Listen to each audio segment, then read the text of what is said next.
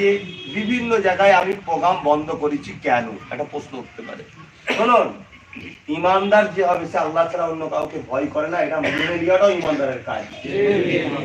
কিন্তু আমাকে ফাঁসাবার একটা ষড়যন্ত্র চলছে। কিরকম? আমি শান্তি প্রোগ্রাম করছি, আমার কথা হিন্দু সমাজের মানুষ বুঝছে, আমার কথা আপনারাও বুঝছেন, বুঝাতে দেশের সম্প্রীতি দেশের ভ্রাতৃত্ব রাখার চেষ্টা আপনারা করছেন। এতে যারা অশুভ নোংরা যারা ফেতনা লাগাতে চাইছে, যারা সাম্প্রদায়িক দাঙ্গা লাগিয়ে ফেতনা লাগিয়ে এই বাংলার একটা মুসলিম হিন্দু দলিত আদিবাসী একটা বিভাজন তৈরি করছে, যে তাদের অসুবিধা হচ্ছে না, হয় না? তাই দেখা যাচ্ছে আমি হয়তো শান্তি প্রোগ্রাম করবো, সেই জায়গায় 10টা মানুষকে ঢুকিয়ে দিয়ে অশান্তি করবেন।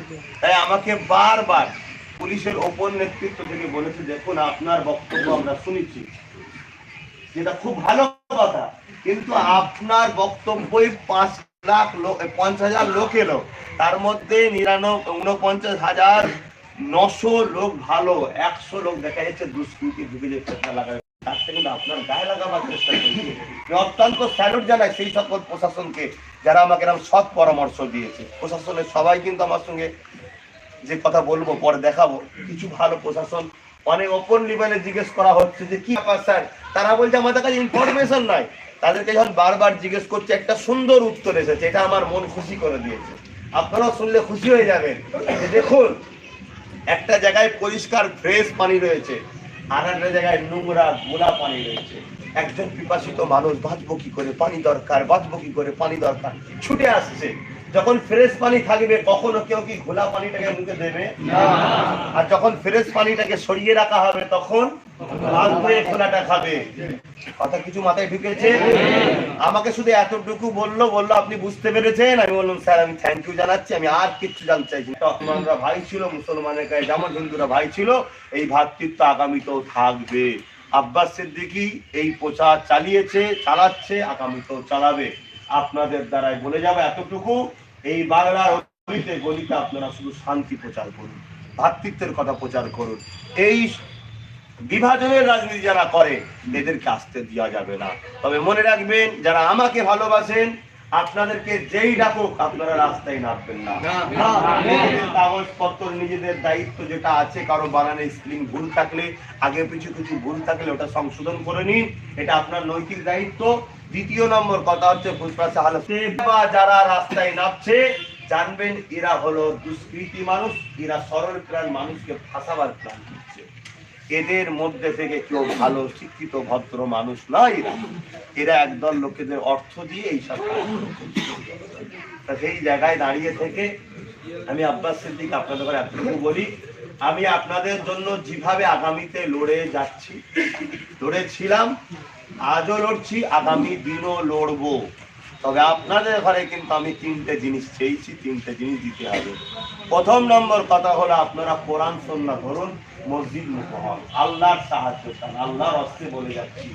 আপনারা জানেন না আপনাদের ঘরে কি টার্গেট, কি শের মে ক্যা থা শুনছেন না? সবাই বলছে টুপি করো, যাতে করে এই ফুটেজ গুলো দিয়ে যেসব হিন্দু ভাইরা আমাদের ঘরে ভালোবাসে এদের ঘরে বোকা বানিয়ে আমাদের থেকে সরাবো। কিন্তু অত সহজ নয়। হিন্দু সমাজের মধ্যে বহুত মানুষ শিক্ষিত আছে, ভদ্র আছে, নম্রতা আছে, যারা দেশবাসী হিসাবে আমাদেরকে অত্যন্ত ভালোবাসে, তারাও লড়ছে, এটাকে মেনে নিচ্ছে না। আচ্ছা আপনারা খবরদার, আরো প্ররোচনায় পা যেমন দেননি আগামীতেও দেবেন না। আপনারা যেমন আমাকে ভাইজান বলে ভালোবাসে, আমার দিকে খেয়াল করে আছেন, আগামীতে আমার দিকে খেয়াল করে থাকবেন, এটুকু আশা আপনাদের কাছে রাখছি। কথা বুঝে আসছে? আপনারা এদের জন্য কিছু এসেছেন, জুম্মার দিন, খুশির দিন, এই দিনে আপনারা এসেছেন, কিছু তাবারুক করেছে, একটু দোয়া হবে। আবার বলছি, আমাকে দিয়ে অনেক রকম প্ররোচনা ছড়া, কোনো কথাই কাঁদবে। ঠিক সময় হলে কি হয়েছে না হয়েছে আপনারা সব পাবেন। তবে জেনে রাখবেন, আমি যার উপরে ভরসা করেছিলাম, আছি, থাকবো, আর তিনার এতটা পাওয়ার, আমাকে আমার সৃষ্টিকতা আর একবার পাওয়ার কিছু সামান্য পাওয়ারের নমুনা দেখি। বুঝে আসছে? মাঝে আপনারা কোনো চিন্তা করবেন না, আমার জন্য আমার সৃষ্টিকর্তাই যথেষ্ট। প্রথম নম্বর রাস্তা দেখালাম, কোরআন সুন্নাহর দিকে আসুন, মসজিদ মুখ হন। কেন কোরআন শিক্ষা দিয়েছে একটা নির্দোষ মানুষকে কেউ যদি জুলুম করে সে পুরো মানুষ জাতিকে জুলুম করলো। তাহলে আজকে কেউ যদি রোড বন্ধ করে এটা কি কোরআন মানা হলো? আমি তো এই বার্তাই জনগণকে দিচ্ছিলাম, আমাকে রুকার চিন্তা ভাবনা হচ্ছে কেন? যাতে সমাজে অশান্তি হয়, আব্বাস সিদ্দিকী অশান্তি বন্ধ করতে চাই, ওকে ঢুকাও, এগুলো মাথায় ঢুকিয়ে দাও। দ্বিতীয় নম্বর কথা হচ্ছে কোরআন বলেছে একটা যদি কেউ ভোকা মানুষকে খাওয়ায় সে পুরো মানুষ জাতিকে খাওয়াবার সওয়াব পেল। তাই আমি আপনাদেরকে প্রতিদিন শিক্ষা দিয়েছি, আজকেও দিচ্ছি, গ্রামগঞ্জে অলিতে গলিতে ভোকা মানুষ, সে আল্লাহর সৃষ্টি, হিন্দু হোক, খ্রিস্টান হোক, দলিত হোক, আদিবাসী হোক, পাদি হোক, বৌদ্ধ হোক, মারাঠি হোক, যে ধর্মেরই হোক না কেন, সে যদি গরিব হয় তাকে খাওয়ার ব্যবস্থা করান, এইসব কাজ করুন, সেবামূলক কাজ করুন। আর সাথে সাথে দ্বিতীয় নম্বর আপনাদের কাছে কি চেয়েছি, আপনারা প্রতিটা গ্রামে গ্রামে ফুরফুরা আহলে সুন্নাত ওয়াল জামাতের ইউনিট তৈরি করুন মানব সেবার জন্য, দেশ প্রেমের জন্য, সংবিধানের মর্যাদাকে বাঁচাবার জন্য, শান্তি কায়েম করার জন্য। আপনারা প্রতিটা বুথে বুথে ইউনিট তৈরি হয়, এটা আপনাদের কাছে আমার আশা। আর সত্য শেষ আশা হচ্ছে আপনারা যদি আমাকে ভাইয়ের মতো ভালোবাসেন, ছেলের মতো ভালোবাসেন, আপনাদের কাছে আমার শেষ আশা, আপনারা ৭৩ বছর ভোট দিয়েছেন আপনাদের খেয়াল খুশি মতো, এবারে আহলে সুন্নাত ওয়াল জামাতের ইশারায় ভোট দিতে হবে।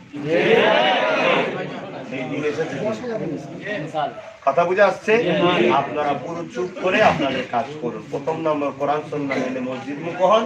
দ্বিতীয় নম্বর হলো আপনারা প্রতিটা বুথে ৩০ জনকে ঠিক হন, মানব সেবা করুন, শান্তি প্রতিষ্ঠিত করুন।